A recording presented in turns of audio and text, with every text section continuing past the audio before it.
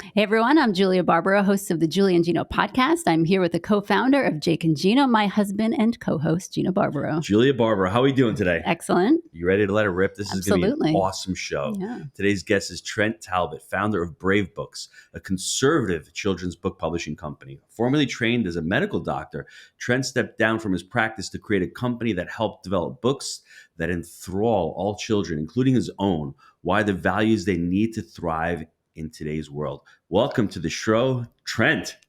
Hey, thanks for having me. Yeah. Wow, it's an honor and a privilege to have you on because I love companies that have a mission, that build a mission, and that really work hard towards that mission. What was the mission of Brave Books? Why did you leave becoming a medical doctor and do what you're doing today?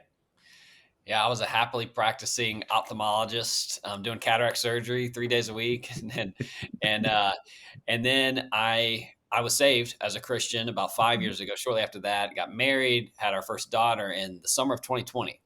And this is like peak COVID craziness, peak sort of woke, stuff going on. And sort of like whenever you get a new car, you start to see that new car everywhere. When Charlotte was born, I started to just see the indoctrination, agenda on our kids everywhere. So like walking to Barnes & Noble, you see the indoctrination table. Anti-Racist Baby was the number one book on Amazon. That trailer for the film Cuties came out, which really blew my mind. It was just like, it was almost every single day I was seeing something new for like the first 3 weeks of her life. And for whatever reason, it just really bothered me. Just imagining her growing up in this world where all that stuff is normal. And, all those things, they teach values that I don't believe in. And I don't want her to believe in. And I wanted to make sure that, anyway, it just bothered me. And so I started to have this idea for Brave Books and the Freedom Island universe that we've created and sort of the vision behind Brave Books. And it just started build the vision just kept growing and growing and growing, crystallizing. And eventually I was like, man, this seems pulling the trigger on this would be an adventure that I think would just be the adventure of a lifetime. And the fun, that side started to outweigh the security of ophthalmology. And eventually I just like, I'm pulling the trigger and we'll see what happens. And then I've just been blessed, throughout this whole process, just with the people that we've hired, just perfect person I mean, it's just incredible. The team that we put together, we've only been around for 2 years and didn't have any clue what we were doing whenever we started, none of us, but just got blessed to get connected to such an amazing team. And we've done quite a bit in 2 years. Trent, what was the conversation with your wife when you said, I'm leaving ophthalmology? Because the conversation that I had with my wife when I was leaving the restaurant, she's like, let me think about that for a second. Because I had done it. That was my identity. I had done it for so many years and I wanted to strike out on something new. Same with you. I had a reason. I had a why. And I think your why is really massive because you're not only affecting your family, you're affecting millions of families around the world. Was that a conversation that she's like, yeah, Trent, go for it, baby? Or let's think about this for a second. Yeah. Well, we were still sort of in that honeymoon phase. There's the secret right there. Yeah. Okay. So she was giving me a little bit more grace than, if I was to make that decision now, she'd be very blunt. Just what are you thinking? But it was a big decision. Obviously, we had so much security. We're just starting a family, and to make that decision put our family at risk. And so she asked a lot of really good questions, caused me to really just sit down and think and analyze and figure out a way to reduce our risk as much as possible. And I'm grateful for that. Otherwise I may not have been as thoughtful, before I took the leap. Yeah. I know faith obviously had a huge role in this because, I talk to a lot of people that don't have faith and they want to try something new and they're very lost. And I know for me and my husband, more for me, let's just be honest, I did have a lot of faith. Like, God, whatever you want. And it's kind of like, I'm just teasing. I'm like, we're I'm making it just happen. teasing. I got to get Yeah. out there and crush it, baby. Nothing's going to get my way. But And, yeah, right, I hear baby? you. I Yeah, hear you you. heard And me. I know a lot of people kind of like, oh, well, that's not that big of a deal. But for me personally, and tell me where you were, I know that you were recently became a Christian. Um, what impact that had on your decision to, because I don't think people realize you were a doctor. Like, that's huge. You had all this education and you're a doctor now. I'm leaving this to write kids' books. I mean, if you think about it, right? So where with faith? So she's saying, Trent, you took a step down, my friend. Well, it's You're going the huge. wrong That is, way. I mean, You see what I'm but saying, your bro? Yeah, see values what were I'm saying? there. I mean, obviously, obviously your values were more important than even the title is doctor, because, you're still a doctor, but a lot of us make crazy decisions based off, this is not right, I have to do something. And that's incredible. Yeah. I don't know, for whatever reason, I've never looked at, I've never felt tied down to past, to past effort. Like everyone would Mhm. say, you spent 12 years to become a doctor, like you're just going to throw it all away. Mhm. But the reality is that that's in the past. Yeah. And it's already gone. And so really, I just tried to make a decision, like what was the best thing to do at this point in time, and not look at it like that, like whatever, wasted years or wasted time, because it wasn't wasted. Like, there's a lot of discipline that went into that. I developed a lot of discipline, a lot of, certain ways to think were helpful, but it was really, I tried to just think about it from this point where I was at in 2020. Was that a sound decision? And just really thinking through, like, and a lot of it's instinct too. It's not all just rational brain. Mhm. Like, I just felt in my gut, Mhm. like there was a need for a brand that parents could trust with their children's imaginations. I just felt it in my bones. And and I was right. There is a need, because Disney's gone woke, Mhm. Scholastic is, terrible. And there's parents can't read every book. They can't watch every TV show. It's impractical. Mhm. And there needed to be a brand step up for Christian conservative parents that unapologetically, you know, um, reinforce those values that they believe, because nobody else is doing that. Everybody, for Christian conservatives, everybody else is really trying to instill values that those parents don't believe in. And so, Mhm. it was a lot of analysis, research, but then a lot just in my bones. I knew. What was the first book that you wrote? First book was Elephants Are Not Birds. So it was on the topic of gender reality, and the story is about an elephant named Kevin the elephant. I named after my brother. And he gets mad because Kevin's like the most lame character on Freedom Island. He's this elephant. He's this elephant who likes to sing, and and and then Culture the vulture hears him singing one day, and he's like, and elephants in this town called Tokotok on Freedom Island, they have to carry supplies across town, so they're like the UPS drivers of today. And Kevin didn't like that. He liked to sing. And so Culture the Vulture noticed that and was like, hey, you sing so well. Surely, oh, surely you must be a bird. And Kevin was like, really? I'd love to be a bird, fly and sing. And so Culture gives him a beak and some wings. And Kevin's singing. He's trying to live life as a bird. It doesn't go very well for Kevin.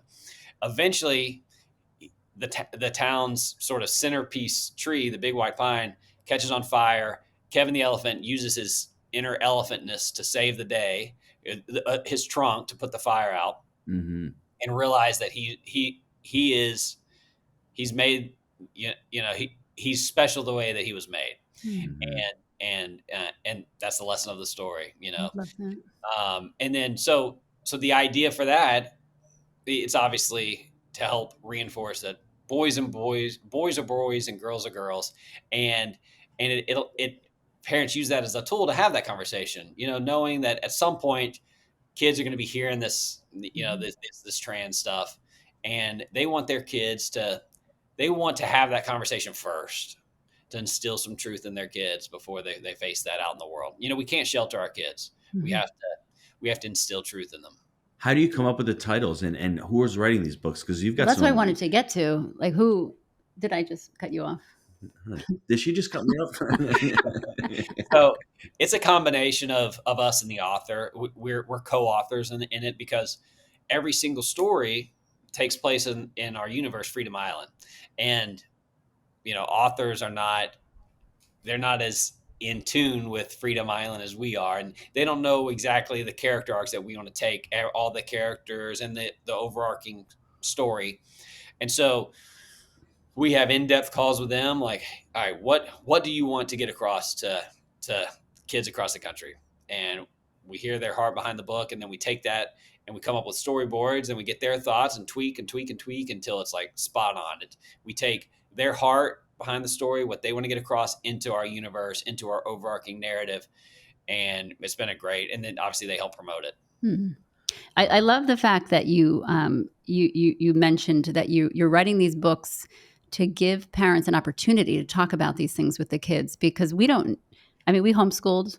We've always done it. During COVID, a lot of people started it because of this, and they had the opportunity to realize that they can do it. It's not as hard as you think. It takes a lot of time and effort, and we do have obviously more control on what the kids learn.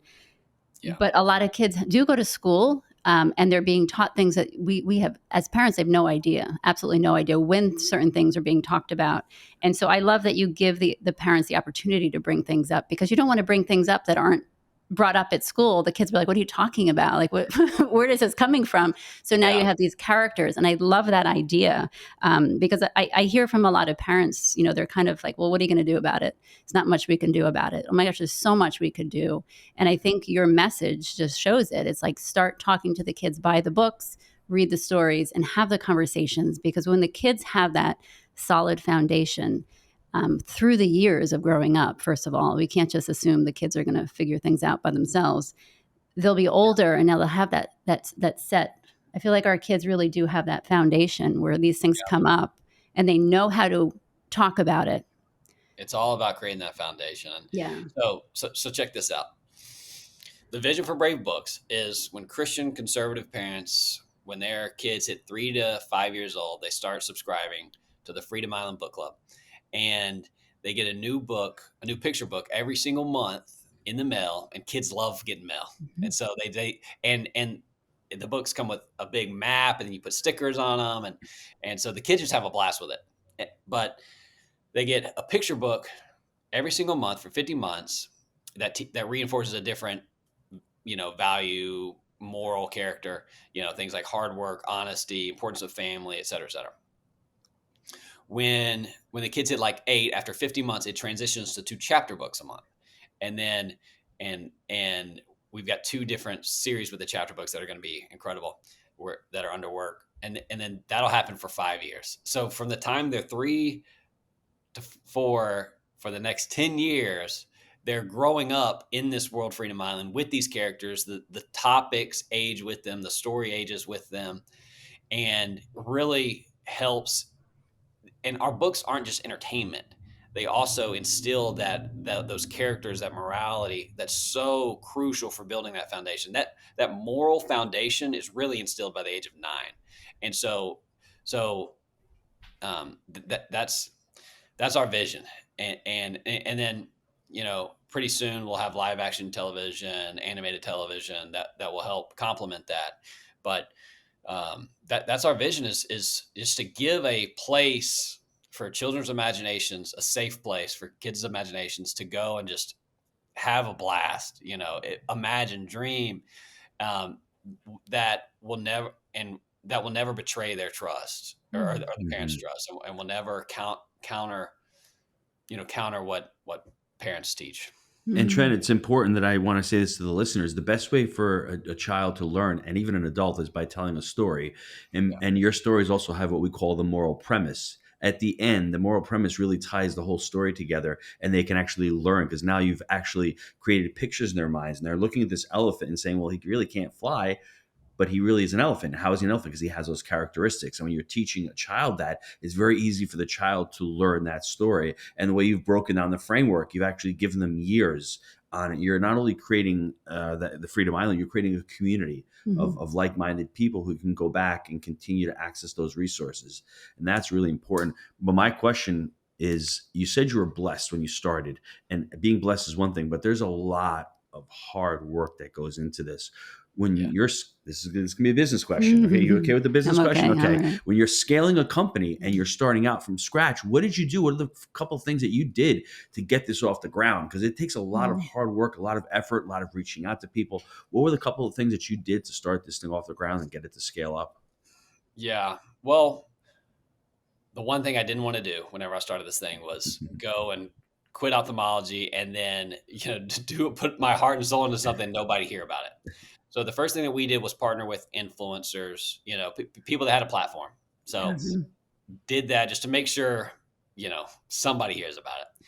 And then pretty soon we figured out that wasn't quite enough. We needed more. And I didn't know anything about marketing. We were trying marketing, it was slow. But what we did was we just used creativity and tenacity through PR. So I don't know if you heard about all the controversy with Kirk Cameron and the story hours at libraries. That was us, and we sort of made that happen. Now they had to help us, but we were out there pushing. And then they sort of stepped on their foot and denied Kirk Cameron, which is just an insane thing. It was a book about biblical wisdom. And so it became a national story. We capitalized on that and kept pushing, kept going to more story hours, did a big nationwide event. And so the tenacity in PR was a big turning point for us. It gave us that brand awareness and capital to then really invest in our marketing. And now marketing's starting to pick up. So you've got some huge I mean, like writers, Dinesh D'Souza, you've got, how did you convince them to come on board and actually write a book with you? That's actually truly impressive for a startup fledgling company. A guy who was a doctor 2 years ago, and all of a sudden he has an epiphany of he wants to start a company. That's truly genius. And I think it lends to the vision that you have as a leader, because you really have to put out the vision to someone who is a high level influencer, entrepreneur themselves, and saying, I'm going to take a chance on Trent. He's a doctor. He has no idea how to write books. He's an eye doctor. He had the vision. Haven't you connected this yet? I have not. Okay. That's why I've got you to tell me that. I've been dying to say that this whole time. Wait for the perfect time. That's really right. It was the vision, and just sort of laying that out for these whether celebrities, influencers, whatever you want to call them. I think they really, once they got sold on this vision, they want to be a part of it, and they wanted to help see that vision come true, because it is a need, and we all have soft spots for kids. Mm-hmm. And so I think if we can be a part of something that helps kids grow up in this crazy world, it makes the sales pitch a lot easier. Mm-hmm. What is your favorite book? Which one and why? Man, that's a good question. I go back and forth all the time. The Island of Free Ice Cream is really good. It's written by Jack Posobiec. I don't know if you know him. It's on like the dangers of communism, socialism. Oh, that's good. Yeah. Expand upon that, because that's an important topic, because I just watched The Man in the High Castle on Amazon. And 4 seasons, and talk about, it was a great show. They ended a little too soon, but it was scary about how the U.S. lost World War II and the Reich took over and the Japanese Empire. And it's amazing how they indoctrinate children at 5 and 6 years old, and they're willing to turn in their neighbors, almost like what happened in COVID. I thought it was just mind-blowing how indoctrinated they started at such a young age. That's why I wanted to get you on the show, because it's so important that we capture the hearts and minds of young kids and let that free thought and that free expression come through, and not have this propaganda that the Reich and that this movie was portraying. So I just thought it was so powerful. Yeah, it is. It's something that, you wouldn't think that kids should necessarily like have to hear, but I think it is helpful Mhm. for kids to hear, even at ages like 5 to 6. You know, it's we don't say the words communism or Yes. socialism at all. Right. It's really just a fun story about an island where the wolves are giving away, or say they're giving away free ice cream. Turns out they're really not, and it's just really funny. Um, I also we have a book. So my daughter's obsessed with the main villain of our series called Blackheart. and, and and we have a book called The Treasure of Cabal Island, and that's the origin story of Blackheart. He used to be best friends with the main legend of Freedom Island author Braveheart, and Blackheart. Um, he greed overtakes him, and he goes from a white tiger to a black and red tiger. If you haven't seen him, he's this epic character. Let me see. Hold on. Oh yeah, check this out. Okay, so this is Blackheart right here. For all the YouTubers out there watching YouTube. Oh yeah. Oh, I'm sorry. Yeah. No, it's good. We'll Okay. get them to the YouTube channel. So Oh, nice. yeah, Yeah. great picture. That's Where excellent. can while you're doing this, where's the website? Where can they go to go check these books out too while we're speaking? bravebooks.com. Bravebooks.com. Yeah. I'll hit that up at the end. But for anybody looking, go to Yeah. bravebooks.com. That's awesome. Trent, this may be a little interesting of a question. I don't know how to frame this, but doctors tend not to be artistic and creative. Were you that way as a doctor, or did it spring about from the passion that you had about writing these books? Because doctors really work with systems, processes, checklists. Right. They're really, detail oriented. Whereas what you're creating here is something, I don't want to say beautiful and I don't want to say magical, but it appears to me, and these stories imbue that kind of magic and that kind of creativity. Say that. Okay, I will. But I'm just saying, like, you pull it out, you whip out. It's such a beautiful picture, Yeah. and those stories that you're writing. Were you really a doctor, or were you really an author and an entrepreneur? Yeah. So my dad, I worshiped my dad growing up, and my dad was an entrepreneur in the oil and gas industry. And when I was younger, he was grinded. He grinded from the time I was young, and was still grinding when I was like high school, college. And he was just like, man, I'm so envy. He's like, I'm so jealous of these doctors because they don't have to kiss anybody's butt.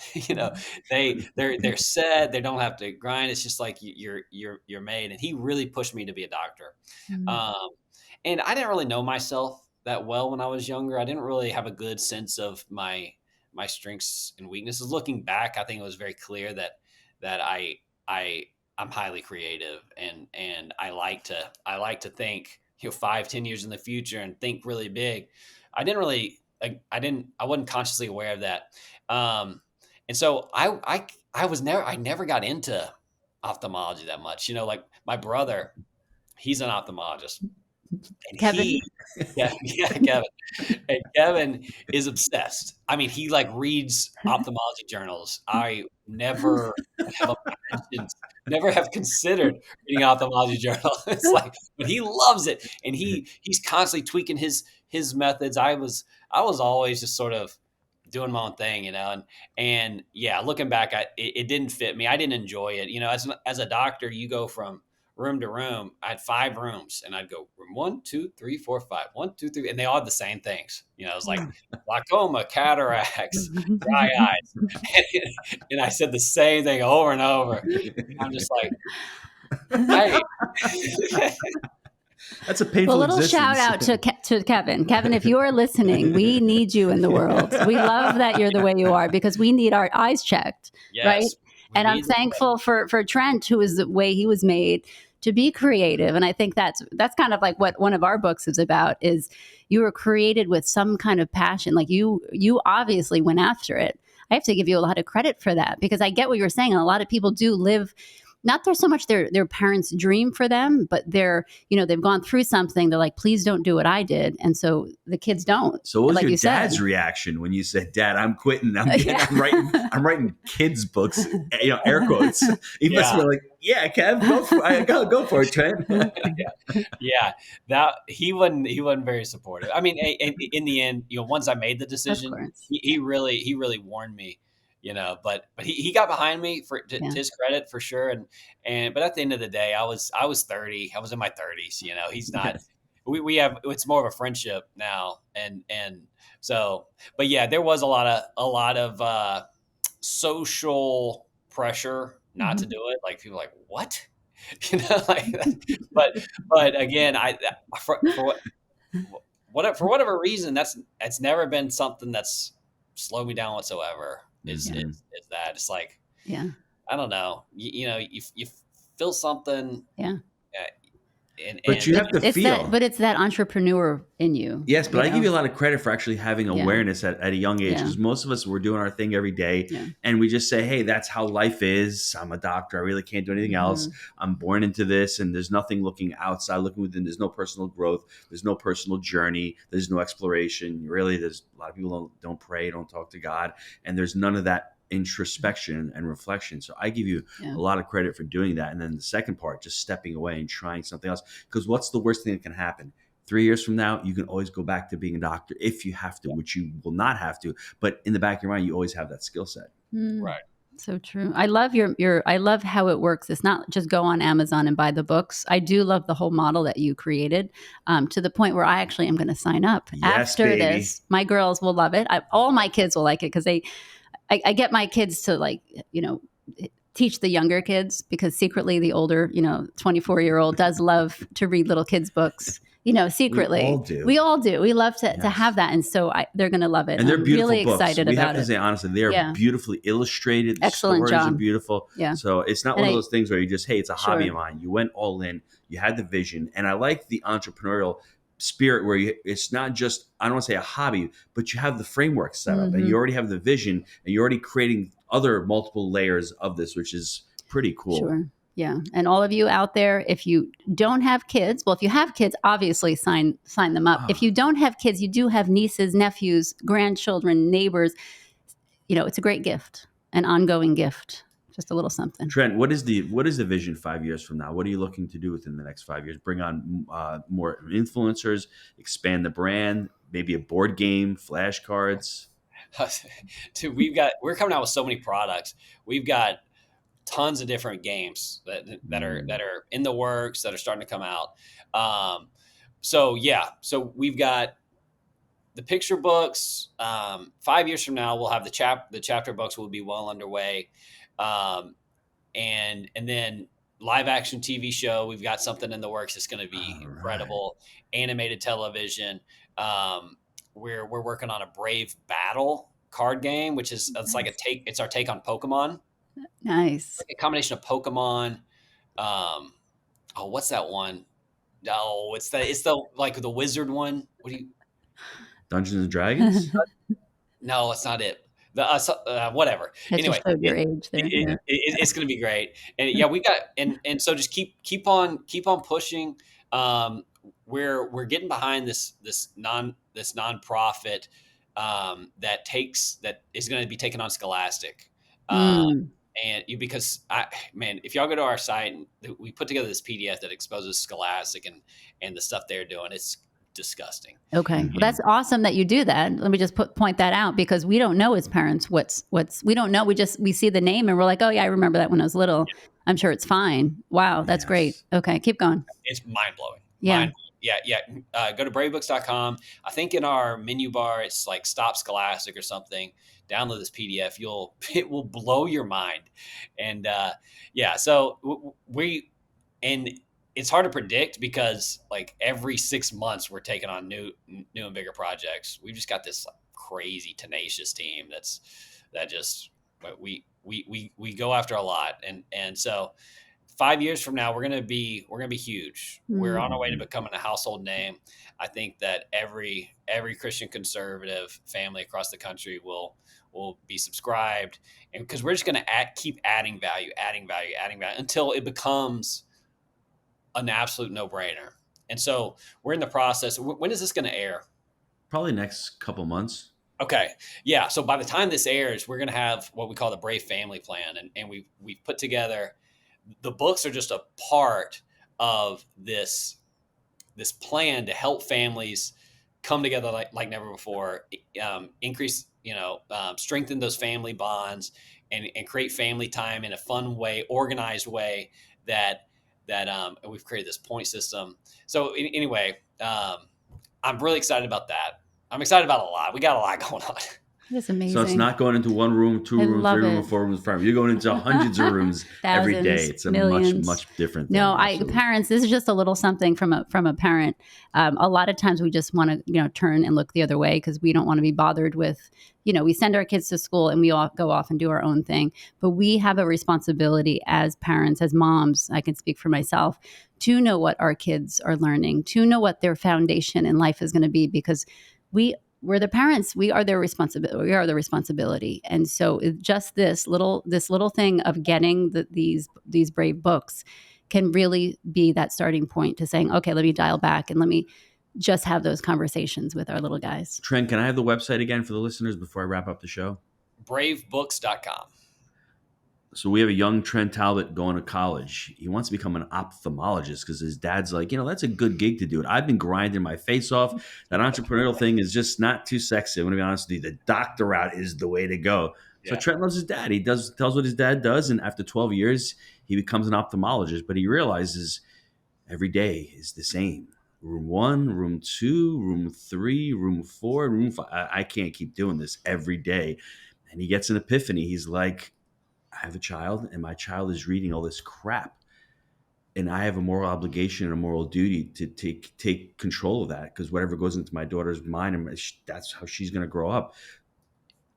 I guess Trent gets that epiphany from God, and he says, I need to start this company, Brave Books. And it starts with one little book with Kevin the elephant being confused, and it's grown into a little mini empire in only 2 years. The tenacity, the hard work, the vision, I think the joy and the energy really makes an amazing company. And having that mission statement, a brand that parents can trust with their children's imagination.